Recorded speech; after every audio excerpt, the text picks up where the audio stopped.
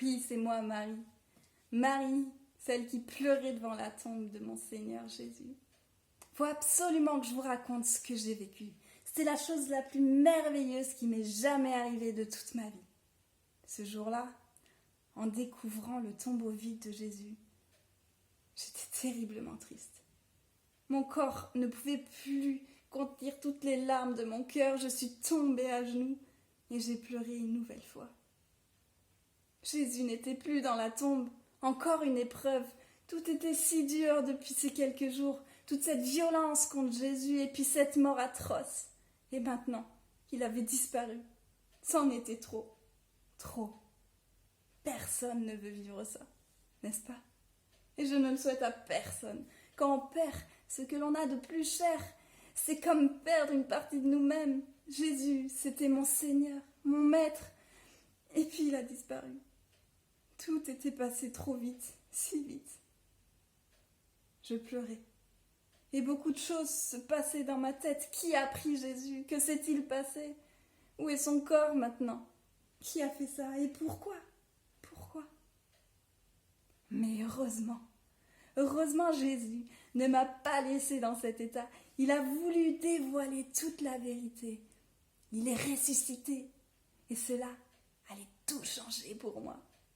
Il me l'a montré en venant lui-même, me l'a annoncé en chair et en os.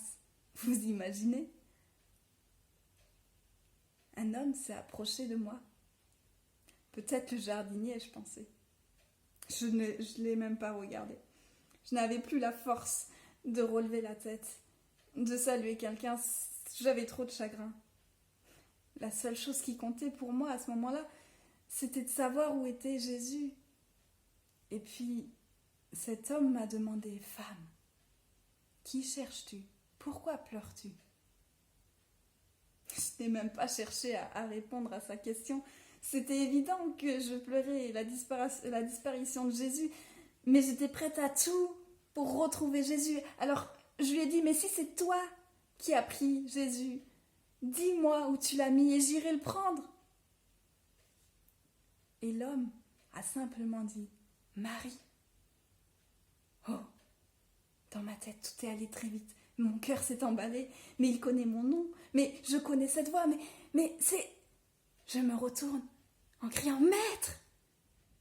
C'était lui, c'était bien lui, Jésus. Jésus, mon Seigneur. Il était là, devant moi, debout, vivant. Oh, quelle joie immense de le revoir. La mort n'a pas pu le retenir. Tout était donc vrai, mon Seigneur est revenu. Non, Marie, tu ne rêves pas. Non, tu ne rêves pas. Tu es en train de vivre la chose la plus merveilleuse de ta vie. Oui, ce moment, il a changé pour toujours ma vie.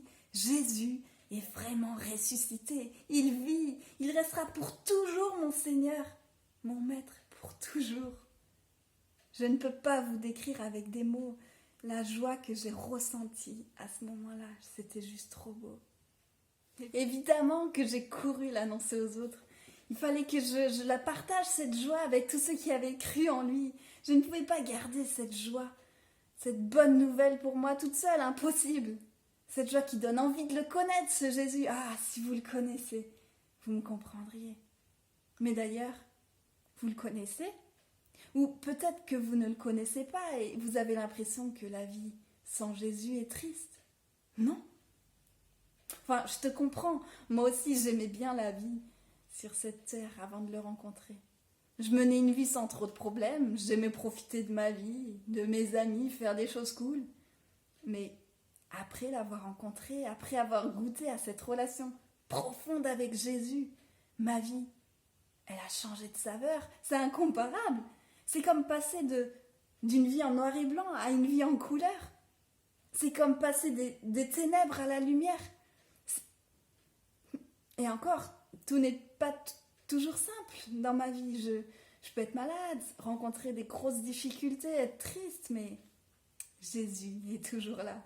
Il est ressuscité, il est toujours là pour m'apporter cette joie, cette vie nouvelle, qui ne dépend pas des circonstances, mais d'une personne extraordinaire, de Jésus. Et toi, tu te rappelles de ce jour où tu as rencontré Jésus? de cette joie, de cette paix qui a littéralement embrasé ton cœur, de comprendre que tu étais en sécurité auprès de lui, que tu étais pardonné, que tu étais aimé. Tu l'es toujours. Ah, qu'est-ce que j'aime me souvenir de ce moment, c'est précieux. C'est pour ça que je ne pourrai jamais m'arrêter de raconter à tout le monde cette magnifique histoire.